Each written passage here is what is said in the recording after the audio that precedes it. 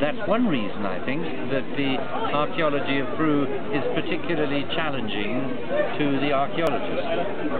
Although the theme we are discussing today, the archaeology and language theme, is more difficult because of the lack of inscriptions.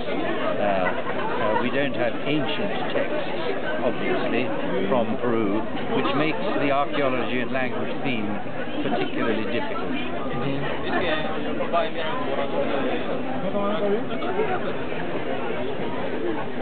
Why do you think we lack of this kind of evidence? Peruvian archaeology is very rich on many things, but we don't have inscriptions. We have rock art, and we have representative art. It's interesting to wonder why writing was not developed in Peru.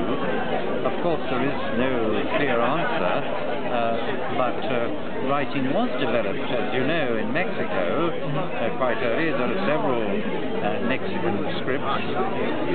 I imagine that one part of the answer is that the recording texts, the quipu, were effective for recording numerical things, for economic records, and maybe that was a very sophisticated device, but it's the device, first of all, not very well understood now, but secondly, it used counting techniques, numerical techniques, apparently without written language.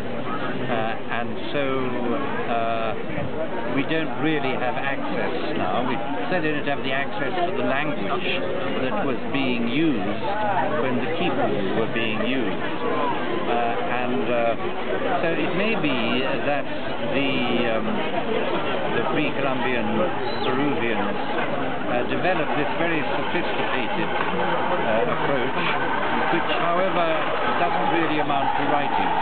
I think the same comment could be made about the art of Chavin, which is very sophisticated.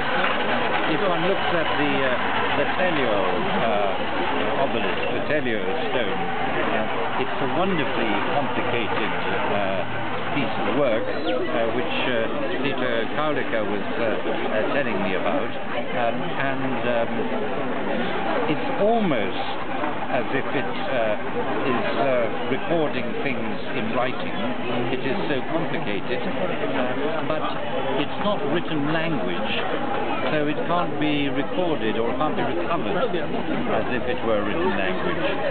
So that is just one of the realities of Peruvian archaeology. Do you think that's the reason why the linguistic investigation related with archaeology is not well developed? That's my impression of the conference. We are looking on the. It's not so very well developed anywhere. If you went to a conference in any country discussing archaeology and language, you'd find it wasn't all that well developed. So I think it is. We clearly have very distinguished linguists at the conference. I'm not a linguist, but we have a number of Professor Adela is very distinguished, and we had speakers this morning who are very well informed. So I think we're fortunate in having very distinguished linguists at the conference, and so I wouldn't make that criticism. There are lots of uncertainties, but then to talk about prehistoric languages, which means by definition that we don't really know what they were, that's difficult.